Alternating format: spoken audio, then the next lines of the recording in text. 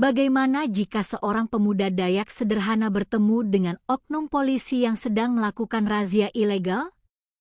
Sudah memberikan surat kelengkapan masih saja diintimidasi. Apakah yang akan terjadi selanjutnya? Sebelum lanjut, klik like, share, dan komen dari mana kota kalian berasal. Matahari menggantung tepat di atas kepala. Sinar teriknya memantul dari permukaan aspal jalan yang mulai retak-retak, menciptakan ilusi bergelombang di kejauhan. Udara terasa kering, dan aroma hutan tropis yang lembab bercampur dengan bau tanah hangus tersiram cahaya.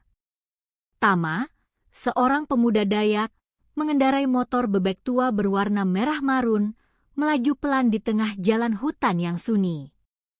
Bajunya sederhana, kaos hitam pudar, celana jeans longgar, dan tas ransel lusuh di punggung.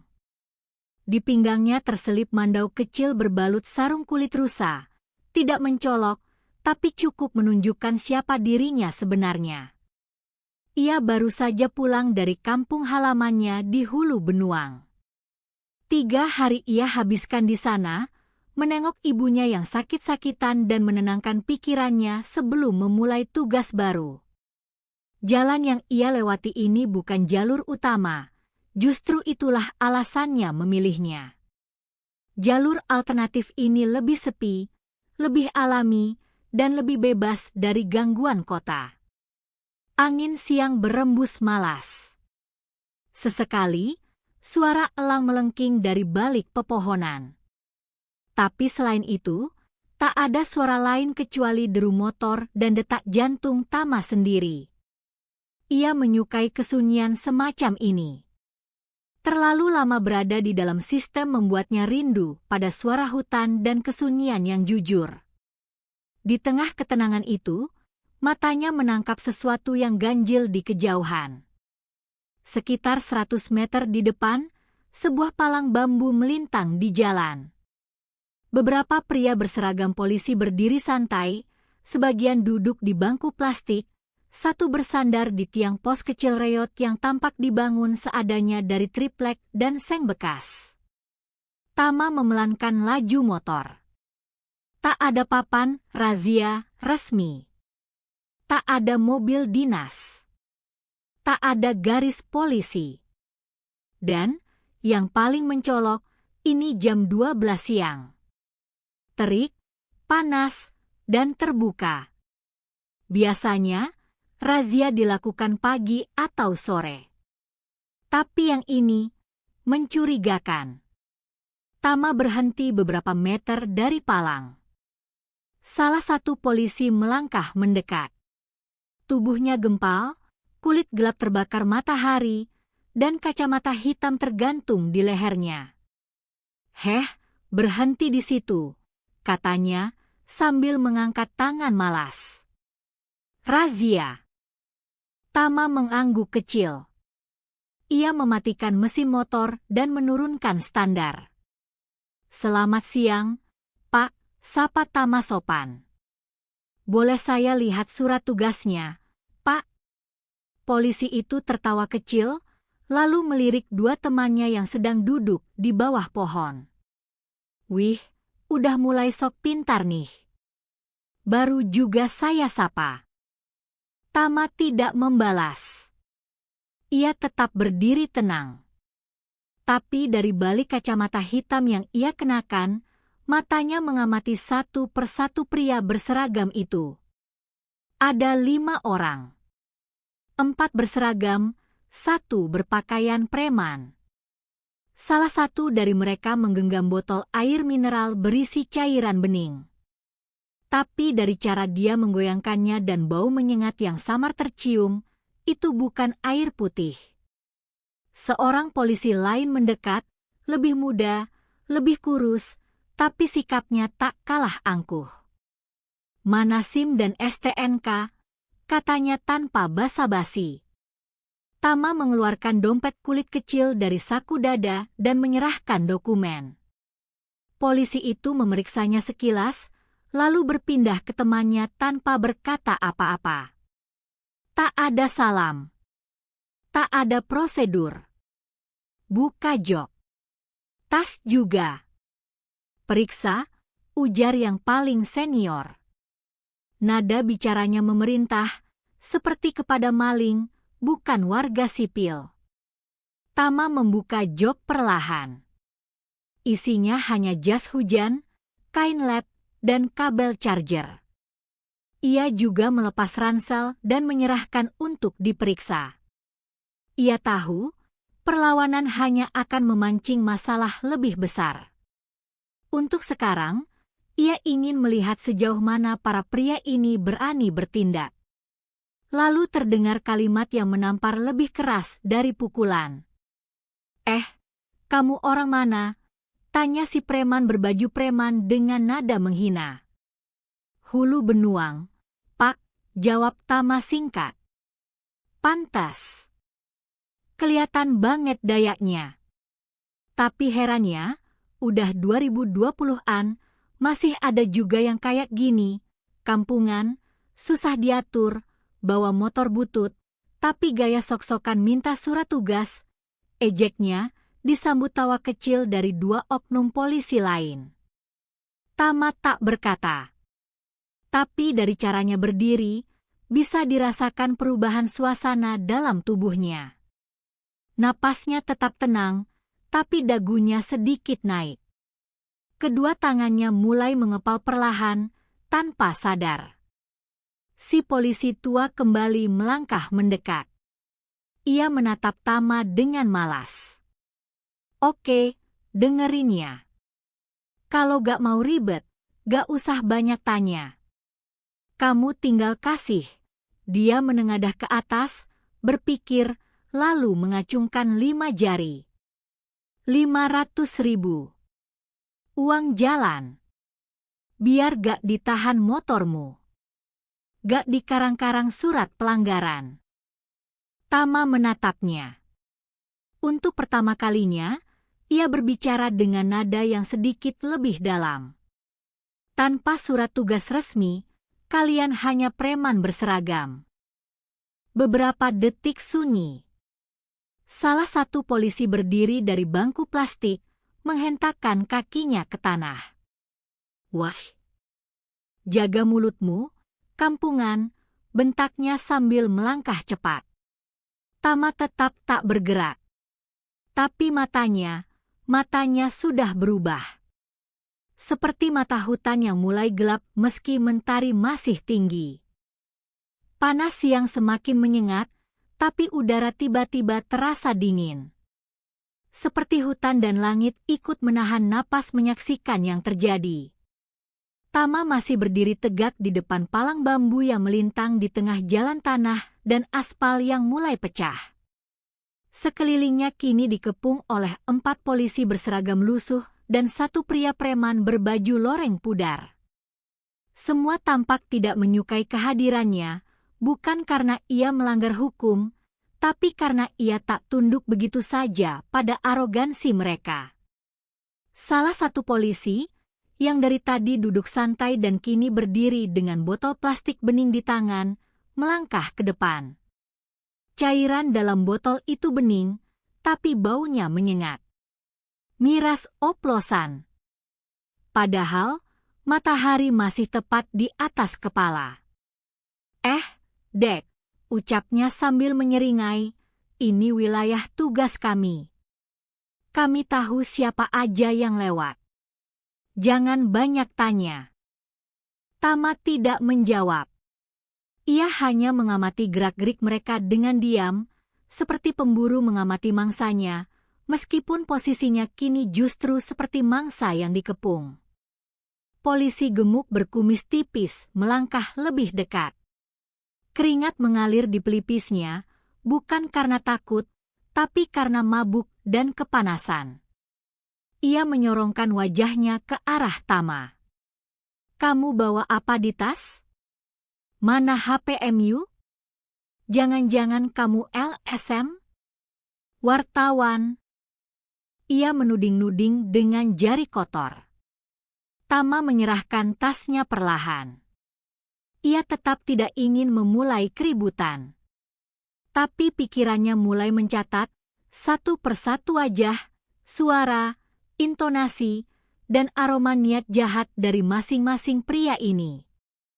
Pria preman berkaus loreng menyusul dari belakang dan mendekat. "Dayak ya?" "Hah?" katanya ketus.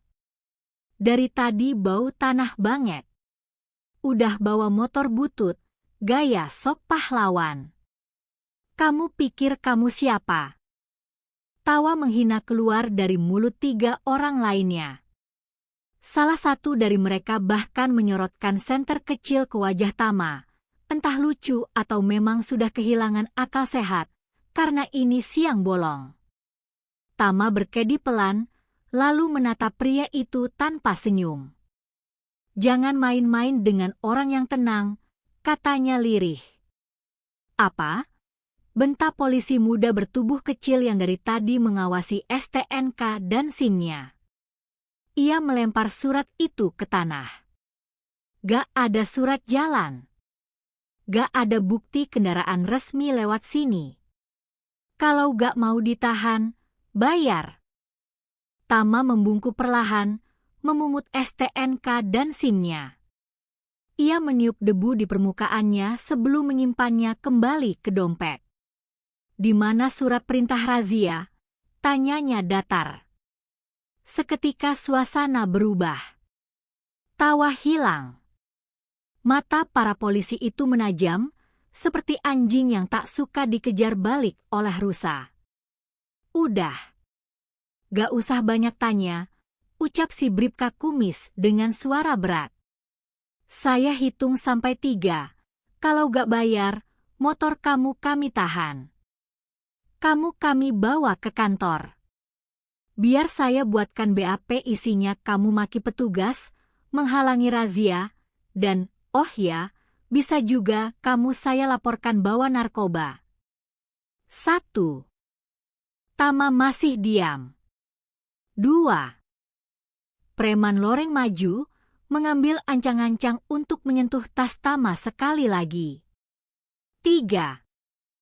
Dan di detik itu, Tama mengangkat kepala perlahan.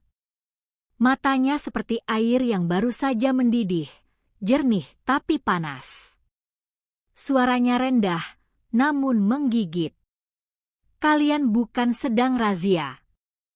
Kalian sedang menjual seragam kalian." Kata-kata itu seperti pukulan telak. Polisi kurus di sebelah kiri langsung mencengkeram lengan Tama dengan kasar. "Lu nyari masalah ya?" Tapi Tama tak mundur. Ia berdiri diam, walau cengkeraman itu mengencang. Matanya tetap menatap lurus ke arah si polisi pemabuk yang kini mulai mendekat dengan langkah gontai. Tama tahu, ini bukan lagi tentang uang atau surat tugas. Ini tentang harga diri. Dan dia juga tahu, ia tidak sedang diuji sebagai warga. Ia sedang diuji sebagai pemimpin. Langkah kaki berat terdengar dari belakang. Salah satu polisi lainnya berjalan membawa pentungan kayu yang warnanya sudah pudar. Ia menepuk-nepuk telapak tangannya dengan pentungan itu, gertakan klasik preman dengan seragam resmi. Tama masih menahan diri. Tapi pikirannya mulai menghitung posisi, jarak, kecepatan reaksi, arah serangan, dan titik kelemahan dari masing-masing lawan. Langit di atas masih biru terang. Tapi di bawahnya, jalanan mulai memanas. Dan api dalam diri Tama mulai bangkit pelan-pelan, seperti bara yang selama ini ia jaga agar tidak menyala sembarangan. Terik matahari kian menyengat. Bayangan tubuh manusia terlihat pendek dan tajam menancap di tanah keras. Tapi yang lebih menyengat bukanlah panasnya siang, melainkan bau busuk dari kekuasaan tanpa malu. Polisi kurus yang mencengkeram lengan Tama masih menatap penuh amarah.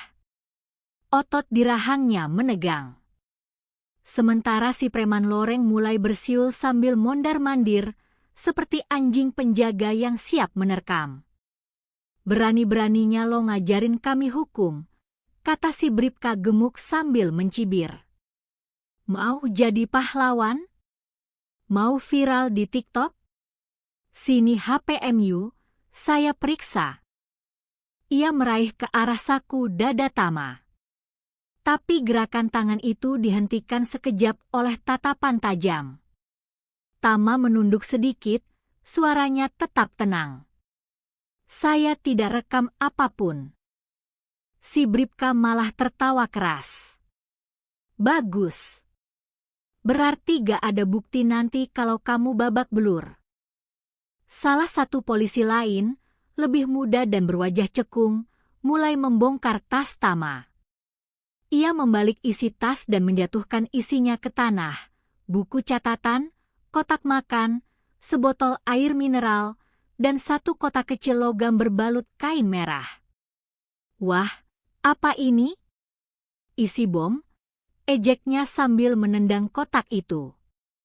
Kotak itu tidak terbuka, tapi dari cara Tama menatapnya, jelas kotak itu penting. Ia tidak menjelaskan apa-apa, hanya memungutnya kembali dan memasukkan ke saku jaket. Preman loreng mendekat, menyeringai sambil menunjuk ke motor. "Ini motor kamu? Platnya boleh juga, tapi kalau saya bilang kamu curi, siapa yang bisa bela kamu?" Tama menahan napas. Ujung kesabaran mulai tergerus. Tapi ia masih mengunci emosi, seperti kawat baja yang ditekan. Si Bribka gemuk kembali bersuara, kali ini lebih keras. "Sudah cukup main-main.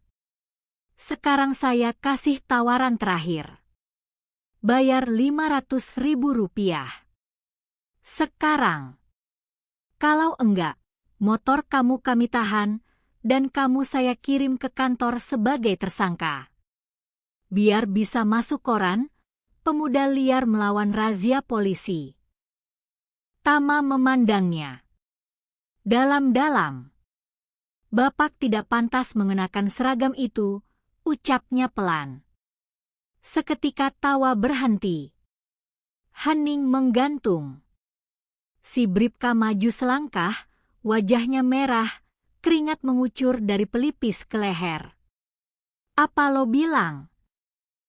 Preman loreng berseru, "Wah, ajar aja langsung. Ini anak sok banget dari tadi." Dan itulah titik ledaknya. Brak. Sebuah dorongan keras menghantam dada Tama. Si polisi muda yang dari tadi gelisah mendorongnya dengan dua tangan, membuatnya bergeser setengah langkah ke belakang. "Gue bilang diam." Tama mengangkat kepala. Matanya kini seperti batu, dingin dan tak bisa dibaca. Tapi sebelum siapapun sempat berkata lagi, si Bribka mengayunkan tangan dan menampar helm di kepala Tama. Plak! Helm itu tergeser setengah, hampir jatuh. Tapi Tama tetap diam. Hanya tangan kanannya yang pelan-pelan naik, melepas helm, lalu meletakkannya ke tanah. Dengan tenang. Dengan niat. Langit masih terang. Tapi hawa mulai berubah. Tatapan Tama kini seperti bara dalam tungku. Bribka itu mengangkat pentungan kayu. "Ajar dia." Tama sempat menarik napas. Lalu, hiya! Serangan pertama datang. Sebuah ayunan pentungan ke arah kepala. Tapi dalam sekejap, Tama memiringkan tubuh dan menangkap pergelangan tangan si polisi, lalu memelintirnya dan membanting tubuh besar itu ke tanah. Duar! Tubuh Bribka menabrak tanah keras, debu mengepul. Polisi muda menyerang dari sisi kiri, melempar pukulan membabi buta. Tapi Tama menangkap lengannya, menyikut tulang rusuknya, dan menggiring tubuhnya ke pohon terdekat, dihantamkan ke batang pohon dengan presisi. Preman Loreng hendak menyerang dari belakang, membawa balok kayu kecil. Tapi Tama berbalik, mengangkat kakinya dan menendang dada preman itu lurus ke belakang, membuatnya terpental dan terguling di jalan berdebu. Hanya satu polisi tersisa. Yang termuda. Yang sejak tadi paling pendiam. Wajahnya pucat. Tangannya gemetar. Ia mundur perlahan. Lalu, tanpa pikir panjang, ia lari ke arah semak-semak. Daun-daun bergoyang, suara ranting patah terdengar. Dan kemudian, hening lagi. Tama berdiri di tengah jalan. Napasnya sedikit berat. Tapi sorot matanya tetap fokus. Di tanah, 3 oknum polisi meringis. Ada yang menggeliat kesakitan, ada yang hanya bisa menatap langit. Terik matahari siang masih menyinari jalan itu. Tapi hari itu, bukan matahari yang menyengat paling panas. Melainkan rasa malu yang membakar seragam mereka. Asap debu belum sepenuhnya menghilang dari udara ketika suara ban mobil berderit pelan terdengar dari kejauhan. Tama menoleh. Pandangannya tertuju ke arah jalan tanah yang membelah semak tinggi. Perlahan, sebuah mobil SUV hitam mengilap melaju ke arah lokasi kejadian. Tidak terburu-buru, tapi cukup cepat untuk menandakan bahwa kehadirannya bukan kebetulan. 3 pria dan 1 wanita berpakaian sipil turun dari dalam mobil. Satu di antaranya mengenakan kemeja putih lengan panjang dengan pin kecil berlogo Polda di dadanya. Wajahnya tenang, langkahnya mantap. Oknum polisi yang tersungkur di tanah mendongak, matanya melebar. "Wewa Kapolda," gumam si Bribka gemuk, yang kini terbaring memegangi bahu kanannya yang terkilir. Wakapolda tak menanggapi. Ia hanya melangkah perlahan ke tengah jalan dan berhenti beberapa meter di depan Tama, menatap kondisi di sekeliling. Polisi tergeletak, palang bambu ambruk, senter terlempar, dan preman Loreng terkapar dengan napas terengah. Semua sunyi. Hanya suara burung dan desiran angin sore yang menyeberang dari pohon ke pohon. "Sudah cukup," kata Wakapolda. Sederhana, datar, tapi seperti gemuruh bagi para oknum yang ketakutan. Ia melirik Tama, lalu memberi isyarat pada 2 orang stafnya untuk mendekati para tersangka. Mereka mulai memotret, mencatat, dan mengamankan barang bukti, botol miras oplosan, pentungan, dan dompet berisi uang tunai lusuh yang baru saja diperas dari korban lain sebelum Tama lewat. Tama berdiri diam. Tangan kanannya perlahan menyelip ke dalam jaketnya, dan dari sana ia mengeluarkan sebuah dompet kulit kecil dengan logo lambang negara yang tercetak mengilap. Dibukanya dompet itu. Kartu identitas resmi bertuliskan AKBP Tama Suryanata, Kepala Kepolisian Resor Hulu Benuang. Suara napas tertahan terdengar dari mulut si Bribka. Satu persatu para oknum polisi menunduk. Wajah pucat, tubuh gemetar. Si preman bahkan mulai menyeret dirinya menjauh, seperti ular yang kehilangan bisa. Tama melangkah 1 langkah ke depan. Pandangannya menyapu seluruh wajah yang dulu penuh angkuh, kini penuh ketakutan. "Kalian baru saja memeras dan menyerang atasan kalian sendiri," ucapnya dingin. Tak ada satupun yang berani menatap balik. Wakapolda mendekat. Ia berdiri di sisi Tama, lalu menoleh ke arah 4 polisi berseragam yang kini tak lagi gagah. "Prosedur kalian hari ini?" tanyanya. Tak ada jawaban. "Surat tugas?" tanyanya lagi. Masih hening. Wakapolda menarik napas dalam-dalam. 3 bulan lalu, saya dan Kapolda sepakat bahwa wilayah Hulu Benuang butuh pemimpin baru. Seseorang yang tidak hanya bisa bicara soal hukum, tapi bisa menyentuh moral aparat. Ia menepuk bahu Tama pelan. Dan hari ini, kalian diberi pelajaran. Salah satu stafnya mendekat dan membisikkan sesuatu. Wakapolda mengangguk. Tangkap mereka. Semuanya. Proses lengkap. Jangan satu pun yang lolos. Dua anggota propam yang sejak awal duduk di bangku belakang mobil langsung bergerak. Borgol diklik. Suara rantai berbunyi. Salah satu oknum mulai menangis. Yang lain memohon-mohon. Tapi semuanya terlambat. Tama berdiri tegak.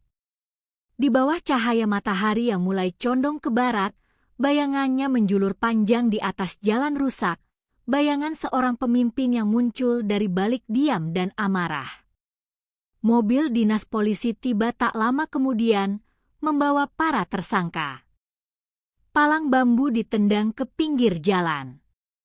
Senter dibuang. Dan siang itu, jalan yang tadinya penuh bau busuk mulai terasa bersih. Wakapolda menoleh sebelum masuk ke mobil. Bagus kerjamu. Tapi ini baru awal, Tama. Tama mengangguk. Kadang, awal memang perlu sedikit kejutan. Mobil hitam kembali berjalan perlahan, meninggalkan suara ban yang mencium kerikil. Tama mengangkat helmnya. Ia tidak langsung memakainya. Ia hanya memandang langit biru yang mulai memudar dan menyadari bahwa cahaya keadilan terkadang butuh dibakar, bukan sekadar dinyalakan. Langit mulai condong ke arah barat. Tapi sinarnya masih tajam, membakar daun-daun kering di pinggir jalan. Angin hutan berembus pelan, membawa aroma debu dan amarah. Beberapa menit sebelum mobil hitam datang, Tama berdiri sendirian, dikepung oleh 5 pria, 4 berseragam, 1 berpakaian loreng preman. Salah satu dari mereka, bribka gemuk bermuka masam, mencengkeram pentungan kayu dengan tangan kanan. Matanya merah, bukan karena lelah, tapi karena campuran alkohol oplosan dan harga diri yang baru saja disinggung. Lo pikir lo siapa? Hah? Hardiknya, tubuhnya maju ke depan. Tama tak menjawab.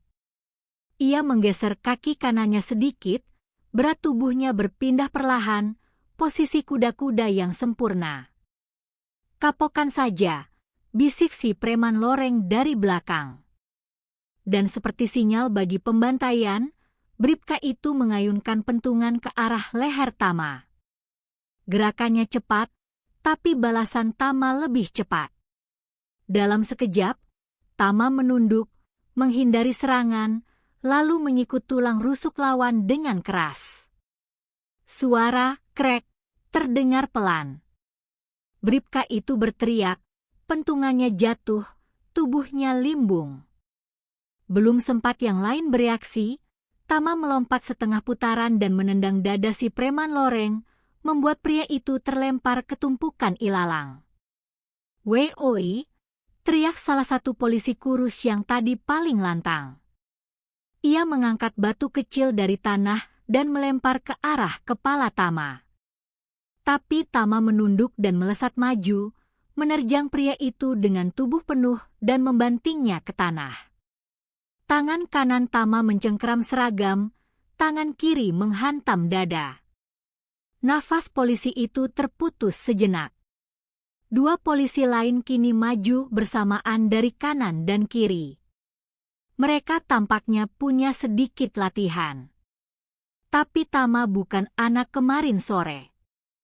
Polisi pertama menyerang dengan pukulan lurus, Tama menangkap tangan itu, mengunci siku, dan menarik ke bawah sambil menekuk bahu. Polisi kedua mencoba menendang. Tapi Tama memutar badan dan menghantam betisnya dengan siku keras, membuatnya kehilangan keseimbangan. Lalu ditarik ke bawah dan dihantam ke lutut Tama. Semua hanya berlangsung dalam waktu kurang dari 2 menit.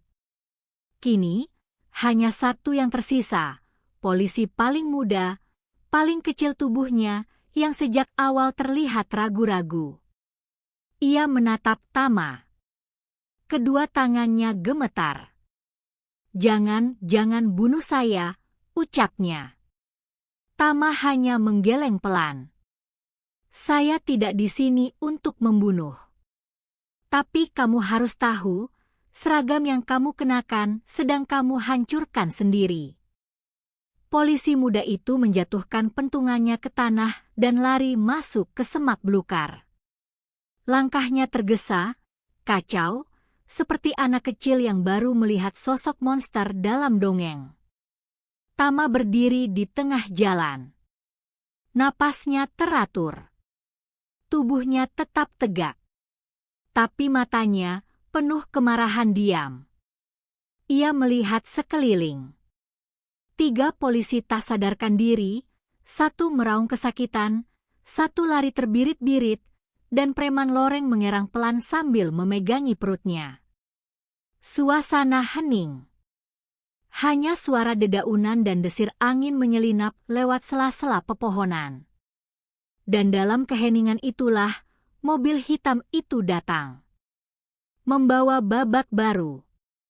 Babak yang akan menguak jati diri Tama di depan semua orang. Namun sebelum itu, di momen sunyi itu, pertarungan telah selesai. Dan pesan telah dikirim. Bahwa di jalan sepi, di siang terang benderang, bukan kekuatan yang menentukan keadilan.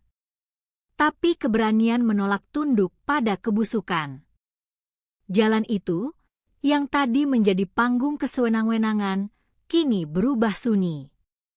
Debu yang tadi menari akibat perkelahian mulai turun perlahan, dan hutan kembali bernapas dengan suara angin lembut serta kicauan burung liar. Tama masih berdiri tegak di tengah jalan. Jaketnya sedikit terbuka, napasnya sudah kembali normal, dan tatapan matanya kembali tenang. Tapi siapapun yang melihatnya tahu, badai baru saja berlalu. Suara mesin mobil terdengar dari kejauhan, pelan tapi pasti. Lalu muncul dari balik tikungan, SUV hitam mengilap dengan plat dinas Polda. Tidak ada sirine. Tidak ada keramaian. Hanya kehadiran yang sunyi, tapi sangat jelas membawa kewenangan. Para oknum polisi yang masih sadar langsung panik.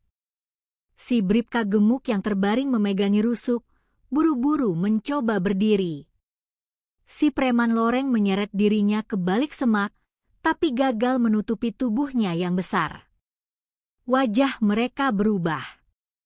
Bukan karena luka, tapi karena ketakutan. Mobil itu berhenti perlahan. Pintu depan terbuka. Keluar seorang pria bertubuh tinggi, dengan kemeja putih rapi, celana bahan hitam, dan sepatu dinas yang berkilau. Di saku bajunya, logo kecil Polda terpampang jelas. Rambutnya dipangkas tipis dan ada bekas luka lama di pelipis kanan, tanda bahwa dia bukan pejabat biasa. Dari belakangnya menyusul 2 pria berpakaian sipil dan 1 wanita muda yang membawa tablet digital. Wakapolda. Nama dan sosoknya dikenal di seluruh Kalimantan bagian tengah. Ia menatap sekitar, menyapu pemandangan seperti membaca halaman buku yang baru saja terbakar. Wajahnya tidak berubah, datar, nyaris dingin. Tapi dari sinar matanya, dia tahu apa yang telah terjadi, dan dia membiarkannya terjadi. Sudah selesai? Tanya Wakapolda sambil menghampiri Tama. Tama hanya mengangguk pelan. Wakapolda berhenti di sampingnya, lalu mengedarkan pandangan ke arah para oknum yang masih terkapar. 5 orang. 1 lari ke hutan. 1 pingsan. Sisanya, tanyanya ke staf di belakangnya. Wanita muda dengan tablet menjawab, 3 bisa dibawa. Sudah didokumentasikan. Miras, pentungan, uang tunai, dan 1 HP korban yang disita tanpa alasan, lengkap. Wakapolda mengangguk. Lalu dia menoleh ke arah para polisi yang kini tak bersuara. Siapa yang bertugas sebagai pemimpin razia di sini? Tak ada yang menjawab. Siapa yang menyusun pos ini? Di mana surat perintah operasi? Di mana log resmi dari SPKT? Masih diam. Salah satu mencoba berbicara tapi hanya keluar bisikan. Kami cuma jalanin tugas, Pak. Wakapolda menghela napas panjang. Coba kalian pikir baik-baik. Tadi kalian merasa bisa seenaknya memukuli, menindas, bahkan mempermalukan orang. Tanpa rasa takut. Tanpa rasa malu. Dan sekarang, kalian bahkan tidak bisa menjawab satu pertanyaan sederhana. Ia menoleh pada Tama. Tama merogoh saku dalam jaketnya. Pelan-pelan, ia mengeluarkan dompet kulit hitam berlogo Polri dengan logam perak di tengah. Ia membukanya, memperlihatkan kartu tanda anggota, KTA, polisi. AKBP Tama Suryanata. NIP 1988 XXXXXXXXXX. Jabatan, Kepala Kepolisian Resor Hulu Benuang. Semua terdiam. Si Bribka gemuk yang dari tadi sombong menatap kartu itu seolah melihat surat kematian. Kalian baru saja memukuli dan memeras atasan kalian sendiri, kata Wakapolda, dingin. Preman loreng mulai terisak. Salah satu polisi muda yang tadi memegang batu langsung memeluk lututnya sendiri, menunduk seperti anak kecil yang tertangkap mencuri. Selama ini kami coba bersihkan institusi ini dengan jalur resmi, lanjut Wakapolda. Tapi kadang, satu halusnya tak cukup untuk membersihkan kerak yang membatu. Ia menoleh ke Tama. Dan kamu, Tama memberikan terapi kejut yang tidak bisa mereka lupakan seumur hidup. Tama tidak menjawab. Ia hanya menatap para pria yang kini terdiam, lumpuh bukan karena luka, melainkan karena kenyataan telah membongkar topeng mereka. Wakapolda memberi isyarat kedua staf propam. Borgol. Semua.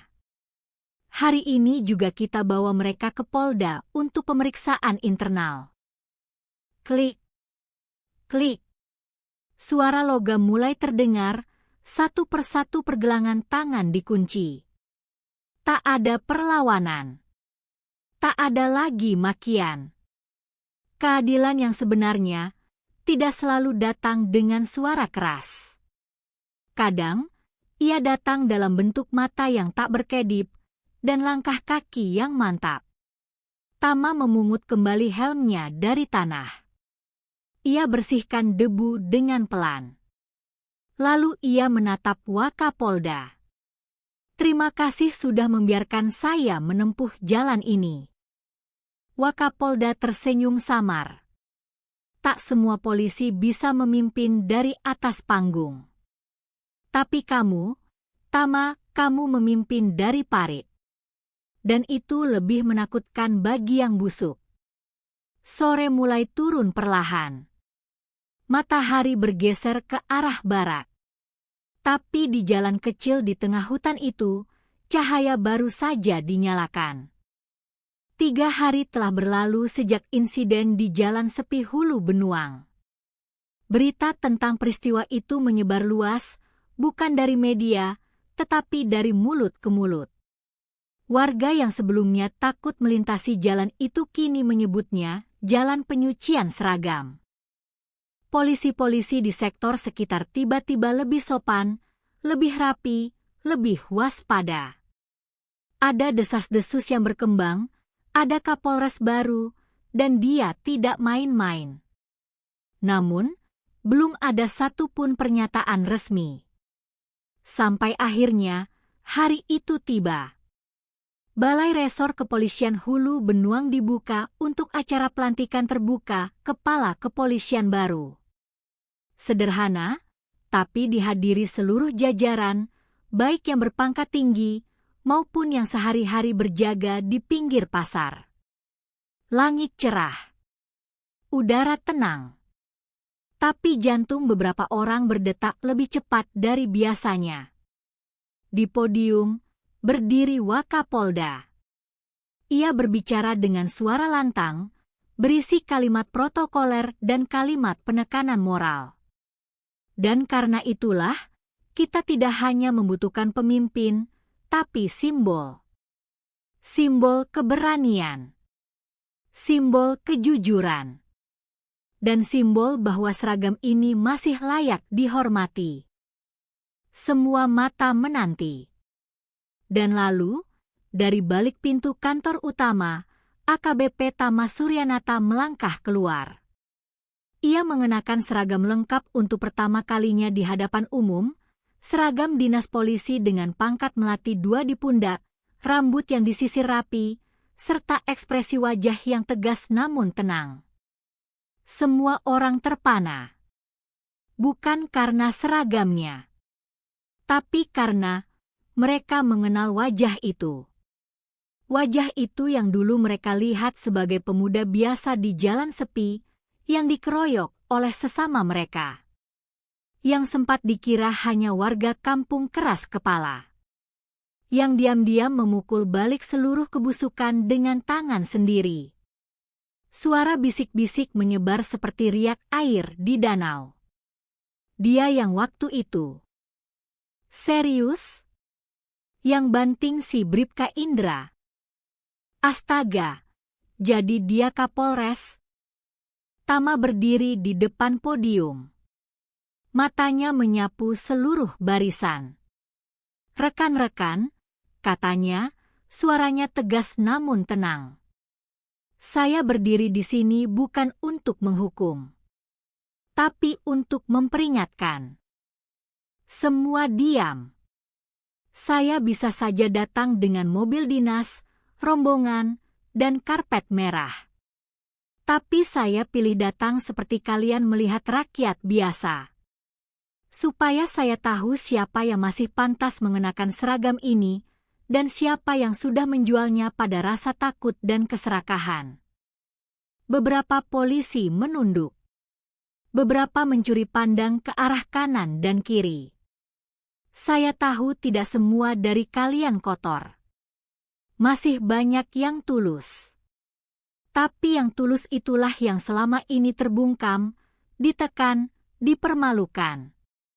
Mulai hari ini, saya beri panggung bagi yang benar, dan saya akan singkirkan yang busuk. Ia berhenti sejenak.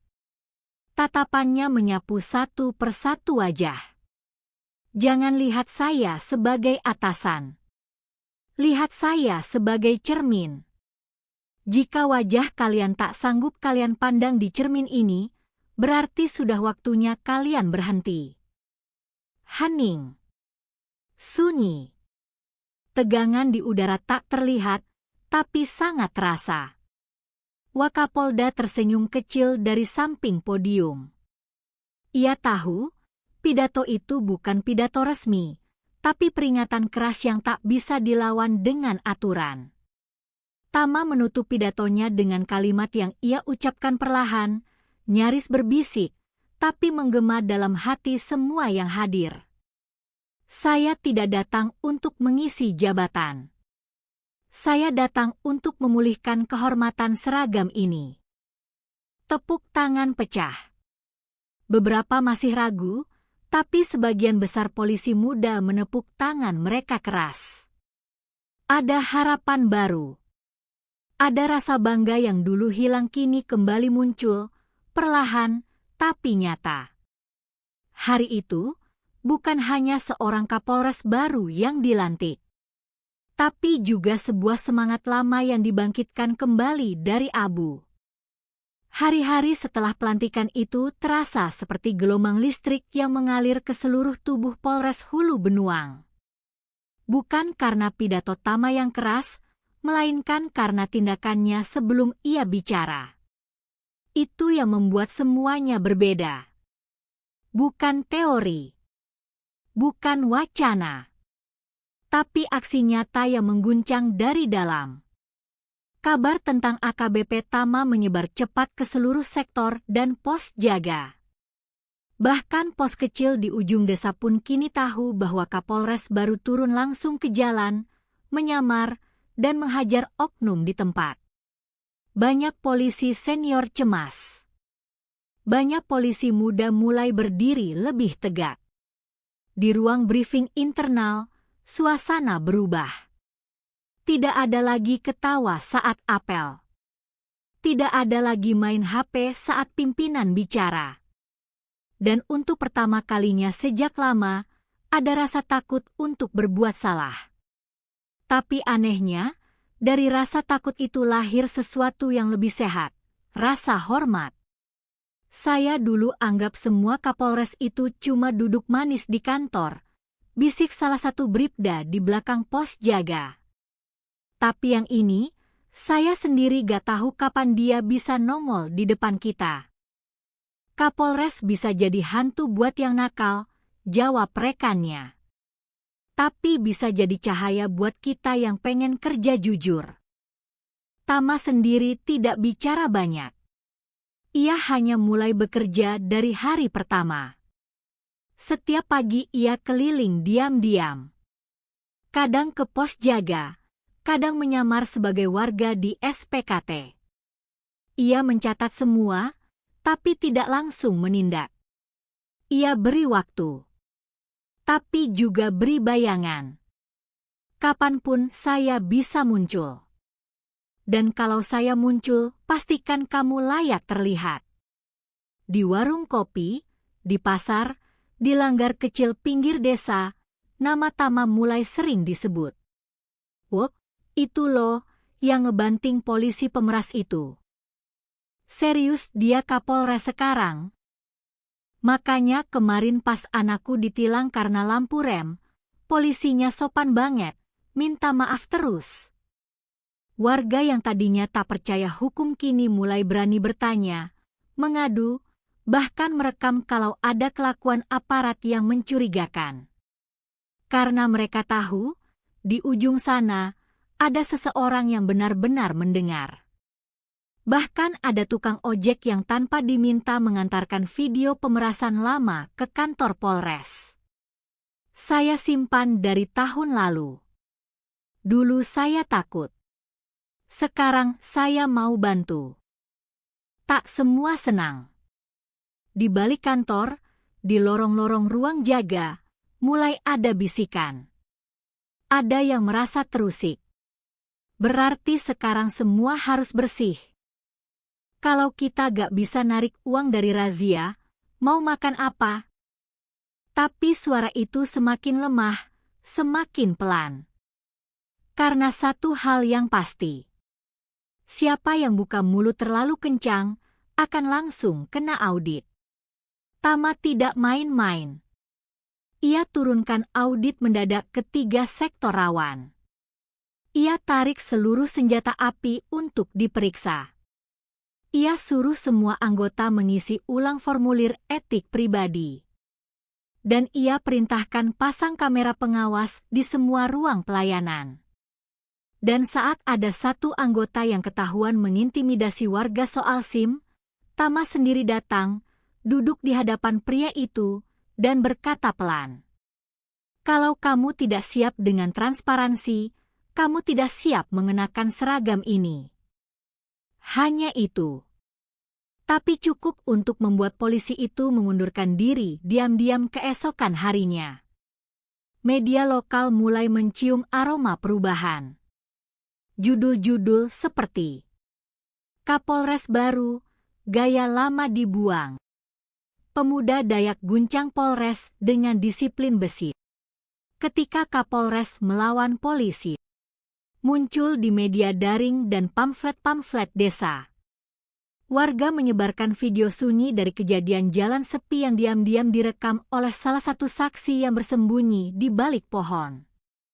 Video itu tidak menampilkan suara, tidak menampilkan identitas, tapi cukup untuk jadi simbol. Seorang melawan 5 orang berseragam dan menang. Hari itu, di ruang kerjanya, Tama menatap papan catatan besar berisi daftar nama anggota dan reputasi mereka. Beberapa nama ditandai hijau, mereka yang layak dipromosikan. Beberapa nama ditandai merah, mereka yang sedang diselidiki. Dan beberapa kosong. Kosong bukan berarti aman, tapi menunggu. Ia tahu, perjuangannya belum selesai. Tapi dalam perangnya melawan kebusukan internal, Tama sudah meluncurkan senjata paling ampuh, rasa takut dan rasa malu bagi yang menyalahgunakan seragam. Dan lebih dari itu, ia membangkitkan sesuatu yang nyaris punah. Kepercayaan. Pagi itu, udara di sekitar Mapolres Hulu Benuang terasa berbeda. Bukan karena cuaca, tapi karena ritme baru yang sedang dijalankan. Tidak ada lagi suara tertawa keras dari ruang lobi. Tidak ada lagi personel yang datang terlambat dengan alasan ban bocor. Bahkan staf kantin mulai terbiasa dengan permintaan mendadak kopi hitam pukul 6 pagi untuk Kapolres sendiri. AKBP Tama tak hanya datang untuk menggertak, ia bekerja.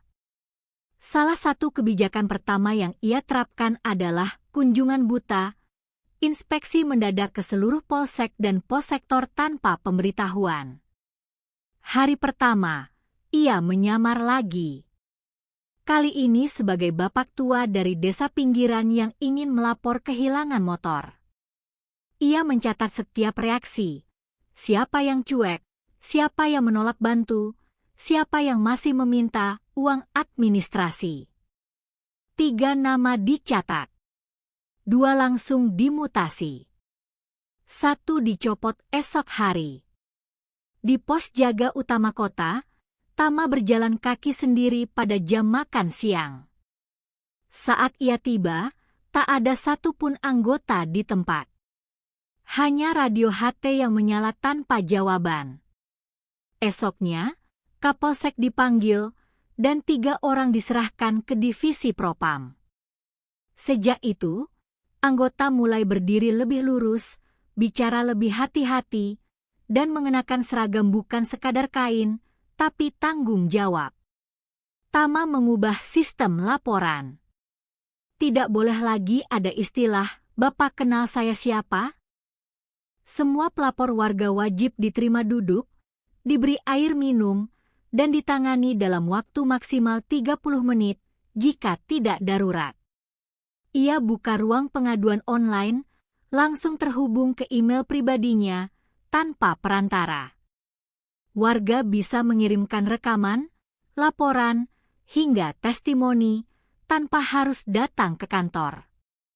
Dalam 2 minggu, 29 laporan masuk.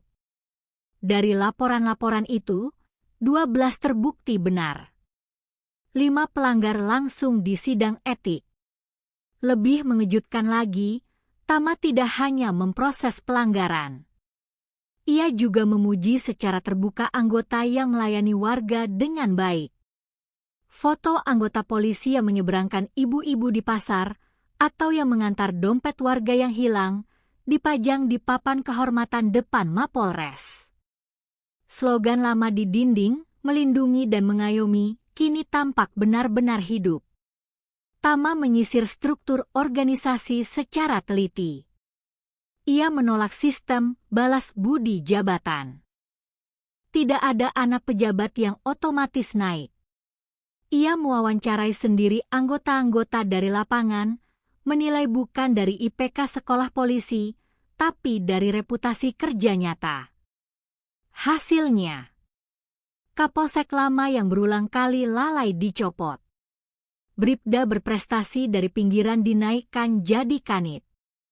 Satu-satunya polwan yang pernah tertahan promosi, diangkat jadi kasat lantas. Langkah ini membuat beberapa senior gusar. Ada yang mencoba mengadu ke Polda, tapi gagal. Wakapolda hanya menjawab singkat. Kalian minta pemimpin baru. Sekarang kalian dapat satu. Jangan main kotor, atau dia akan main lebih kotor dengan cara bersih. Pasar kembali ramai. Warga desa mulai berani melapor. Anak-anak sekolah tidak lagi takut ketika melihat polisi lewat. Bahkan permintaan magang ke kantor polisi meningkat. Seorang tokoh adat Dayak yang tinggal di pedalaman datang khusus ke Mapolres membawa kalung manik-manik kuno. Ini bukan hadiah, katanya. Ini pengingat. Dulu seragam ini membuat kami takut. Sekarang kami ingin seragam ini berdiri di sisi kami. Tama menerima kalung itu, lalu memajangnya di dinding kantornya di atas lencana.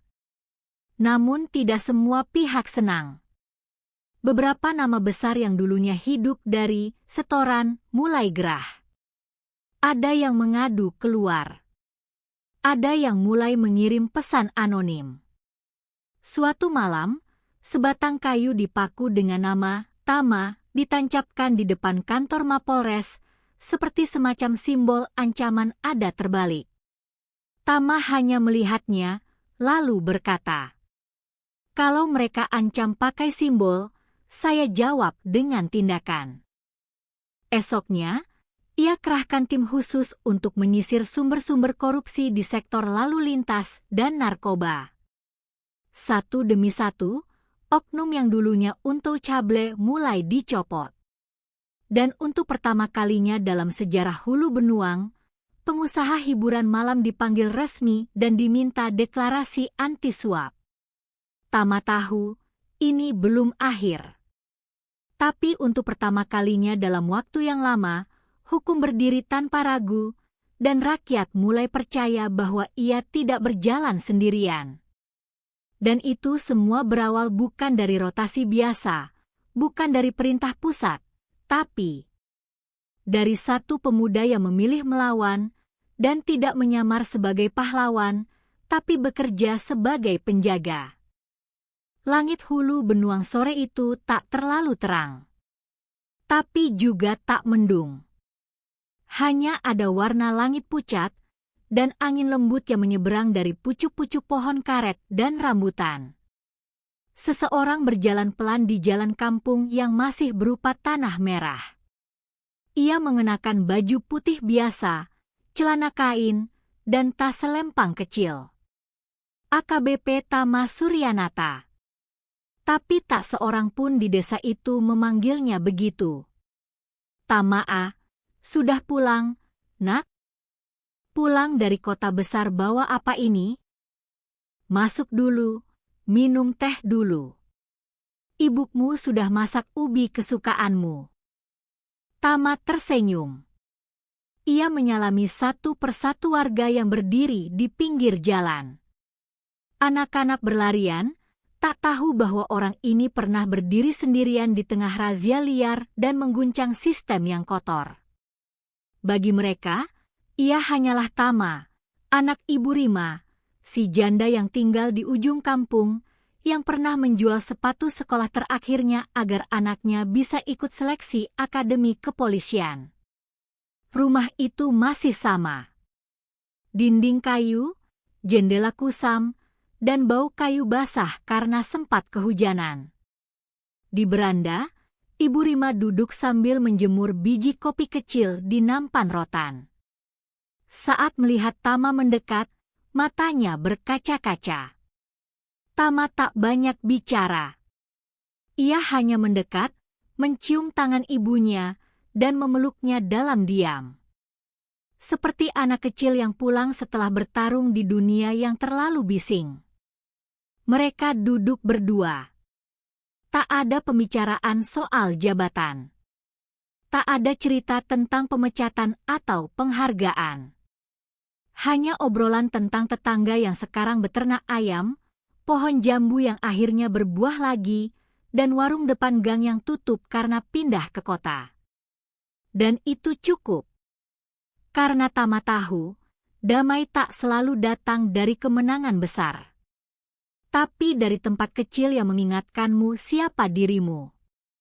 Keesokan paginya, sebelum matahari sepenuhnya muncul, Tama duduk sendiri di beranda. Ia menyeduh kopi ibunya, menghadap ke arah timur, di mana matahari perlahan muncul dari balik bukit kecil dan kabut masih menggantung di sawah. Ia membuka dompet dinasnya, tapi bukan untuk membaca KTA. Ia hanya menatap simbol Polri di atas kulit hitam itu. Seragam ini bukan milik saya, tapi milik kepercayaan. Dan kepercayaan hanya hidup kalau kita lebih takut kehilangan kehormatan daripada kehilangan jabatan. Tama tersenyum kecil. Ia memejamkan mata, menghirup napas dalam-dalam, dan membiarkan angin pagi menyapu wajahnya. Di dada yang dulu dipukul oleh pentungan, kini hanya ada damai. Karena dalam dadanya tidak ada lagi kemarahan. Hanya tekad yang utuh untuk tetap berdiri meski sendirian.